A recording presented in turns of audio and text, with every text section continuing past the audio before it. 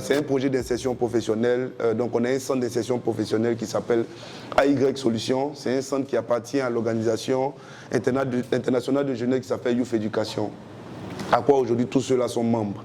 Et là, on va de cohorte en cohorte. On a plusieurs programmes. On a le programme des jeunes dans les métiers industriels. On a le programme des jeunes dans les métiers aéroportuaires et tourisme.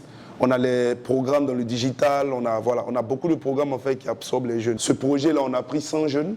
Voilà, et actuellement, on a 70% de réalisation, que ce soit en CDD, CDI et en stage. Donc, aujourd'hui, je suis en train de conseiller les 30 autres qui restent, qui ne sont pas encore en entreprise, qui peut-être ne pratiquent pas les meilleurs les conseils qu'on donne de vraiment s'activer pour que, au plus grand temps, à la fin de ce mois, tout le monde soit en entreprise. Et il n'y a pas meilleure personne que vous qui allez leur parler des choses pratiques, qui allez leur parler d'expérience, de vécu, pour que ce fond de mamite, je vais les appeler des fonds de mamite parce que c'est ce qui reste, c'est ce qui reste en bas, c'est vous qui restez, ce fond de mamite-là puisse revenir à la surface et puis de trouver aussi la solution pour leur employabilité.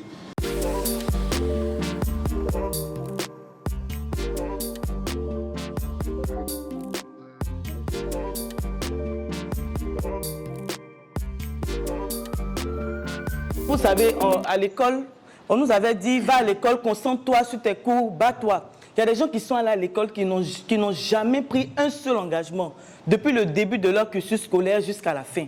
C'est-à-dire que le gars n'a jamais été chef de classe. Il n'a jamais appartenu à un club. Il ne sait même pas pourquoi on va là-bas. Certains te disent, moi là, je suis venu me concentrer sur mon école. Je vais avoir mon diplôme et puis après, je vais me battre dans la vie. Et ils finissent leurs études. Après, ils ont le bac. Et puis tu ouvres tes yeux, tu te rends compte que c'est une affaire de connaître des gens, hein, d'avoir des réseaux. Hein. Mais les réseaux, on les bâtit où? Déjà sur les bancs, avec les amis, dans les clubs que nous fréquentons. Et ils sont nombreux. Il y a beaucoup de jeunes aujourd'hui qui ont fini et qui après le bac, découvrent qu'ils ont été seuls. Ils ont vécu seuls. Ils se sont concentrés sur leurs études avec les recommandations de leurs parents. Et maintenant, ils doivent affronter une vie qu'ils ne connaissent pas. Et aller vers l'autre devient difficile. Parce que tu as peur. Aller vers l'autre, c'est dur. Donc quand tu commences tôt, tu es habitué. Tu es habitué à prendre la parole devant les gens. On dit que tu es le chef de classe. Donc le maître arrive, tu as le cahier de... Comment vous appelez ça?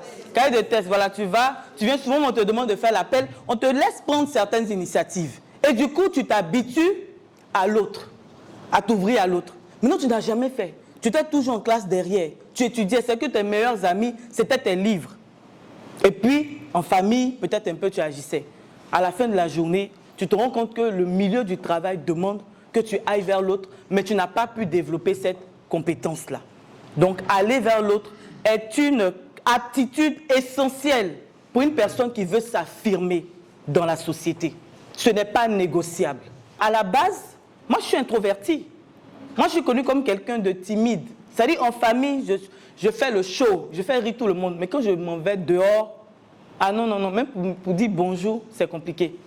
Et je pense que le fait de m'engager assez tôt m'a permis de corriger ça. C'est-à-dire que je sais m'ouvrir quand je veux, mais en général, je suis un peu réservé. Parce que ça, c'est mon tempérament, c'est comme ça que je suis. Mais l'engagement communautaire m'a appris à avoir les codes pour pouvoir s'ouvrir quand on doit s'ouvrir. Voilà combien vous représentez les moins de 35 ans en Côte d'Ivoire.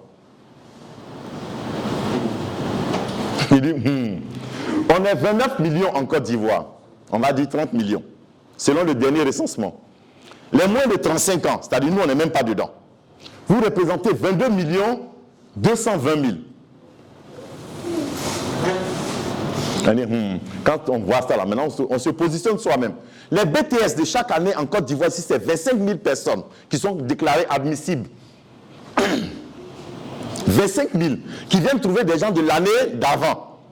Et là-dedans, il n'y a pas les licences, UKO, maîtrise de... Non. On parle de BTS. Alors, par rapport à ça, quand on a ces vrais chiffres-là, on apprend à savoir comment nous-mêmes on se positionne. On apprend à saisir chaque opportunité qui se présente à nous.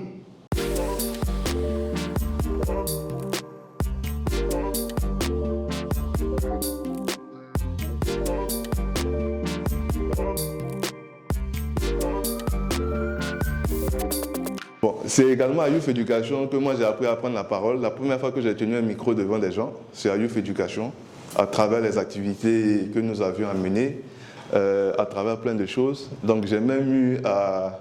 Et quand on a commencé la formation au centre, il connaît mes compétences pour l'informatique, pour les packs Office, Word, Excel et tout ça.